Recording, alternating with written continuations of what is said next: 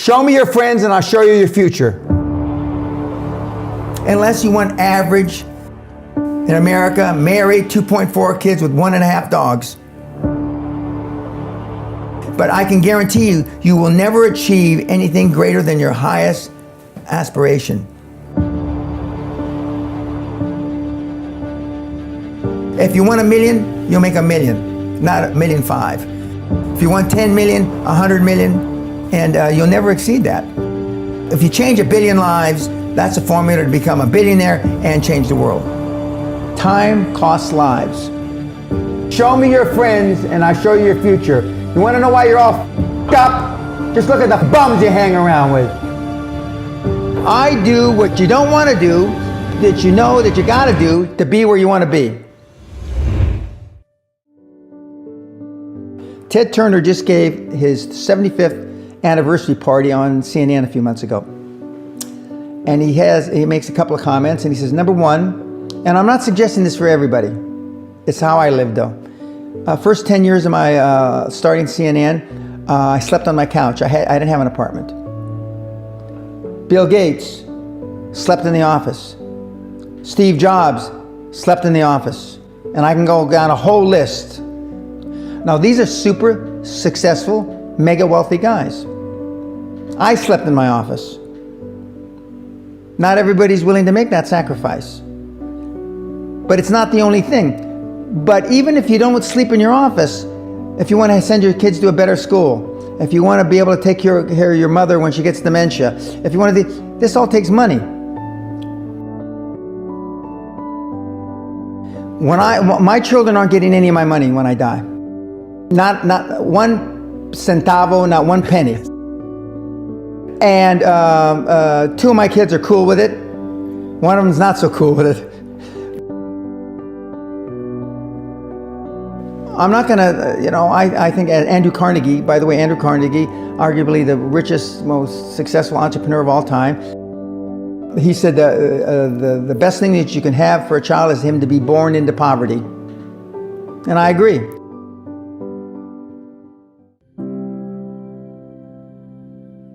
Lack of self-esteem, lack of self-worth. Now they think they have self-worth. They think because they've made a few bucks. But in actuality, and when they measure it against the other 8, 10, 12 people sitting around the table, they realize, or they start to question, hell, maybe I was just lucky. Now, all of us, when you're only a one-trick guy or gal, think, was I lucky?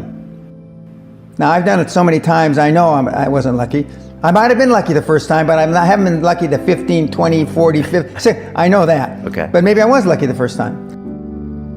But my life changed when I was pretty much a haphazard kid, got in a lot of trouble, got arrested 4 or 5 times, thrown in jail, and this was when my dad's a cop. But then I volunteered for the draft in 1966 at the height of the Vietnam War, and I went to OCS, and that changed my life because it was the really first real high performance thing that I could measure myself against with other people. 2/3 of all Fortune 500 CEOs have one thing in common: military background. Really? 2/3 of those 2/3 have something else: martial arts. What do you learn in martial arts, Brian? Discipline, focus. A lot of people don't believe they deserve to be there. I convince them, and we have these drills, why you belong there. A lot of people that come there, with money, that have made money, think they made it by accident. Right. I just had one of my superstars who's made $100 million tell me in the last week, I'm not sure I'm going to have another lucky accident. And I said, you did it. I mean, you tried a lot of things. I believe Thomas Edison, I wouldn't have done it 10,000 times. Okay. I would have hired an engineer from MIT to do it. But I mean, I've tried a lot of things. Nobody's failed at more things than I have. And the first 100 million are successes, but I could write a book about failures that it'd be, because I've tried a lot of different things. Because failure is just testing. And one of the reasons I've been so successful in generating this equity and value in my kids, and I call you all kids, is because I convince them that making a mistake is okay. Your parents probably told you, You can be anything you want. But you can't. That's horse. You can't. If it's all juxtaposed.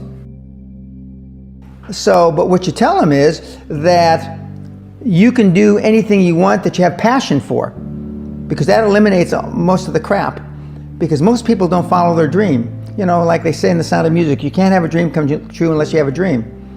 Now, I still dream. I dream in Technicolor. I say my affirmations and goals every single night. It's bloody hard to be a high-performance person. Perfection equals paralysis. If you left it to engineers, no car would ever come off the assembly line. No car would ever come off the assembly line. And I've been in business with enough engineers, I can attest to that with my hand on my heart. They'd still be trying to make it better. And the internet business is very much the same. The internet kids want to test and test and test, and they want the landing page to be this. Roll it out. The great thing about the internet is your results are instantaneous. If something that I'm overseeing at Concord level, 60,000 feet, doesn't work in 2 days, forget about it, move on. And today at our meeting, now the young kids are, we ran it 3 days, sir, and we closed it down. And they are thinking I'm going to ask why. I said, no, that's fine, next. Because without them making mistakes and without them being allowed to make the decision, they never get any better. And 95% of the time, I know probably better than they do. We're never going to be able to know everything or have them know everything unless they make some mistakes and get comfortable with making mistakes. What gets measured gets accomplished. Without measurement, you're just fooling yourself. Before I had any money, I used to go to the Rolls-Royce dealers and sit in the cars and smell the leather, touch the leather, okay? I went to $1 million houses, and my wife and I would walk through the house, and they'd say, when are your parents getting here, kids? No, we are the buyers. Practice within when you're without. Practice being successful. How many people listening to this today practice being successful today? Through affirmations, through going to the Rolls-Royce dealer, maybe Lamborghini, maybe something else. Right. In my particular case, it was Rolls-Royce. And within a year of me going to the Rolls-Royce dealer, I had a Rolls, okay? Within 19 months of me dreaming and adding it to my goals, a castle on an island, I own Guthrie Castle. 19 months. Okay. Go to stores you can't afford. Go hire lawyers you can't afford. Lawyers will meet with anybody. Accountants will meet with anybody. Go to the big four accountants with a business idea. The first couple meetings are for free. Jettison probably a lot of the people you'll hang around with. If you have poor public speaking skills, join Toastmasters. Do these. If you went to a good school and you're not successful, go to the alumni deals. Okay? I didn't go to a good school. I'm a perfect living example that a lot of trouble as a kid, working class background, my parents, went to just a mediocre university that I flunked out of 3 times before I finally graduated with honors, but and had no money to begin with, $820. So it's all possible, but I devoted myself to feeling successful. I was wearing suits like this before I could afford them. Most people procrastinate because they're unsure, so just do it. And but I've never had a problem just doing it, because one of the things is you learn as a young combat infantry officer is time costs lives. We overanalyze because we're unsure. We don't overanalyze because we are not sure if it'll work or not.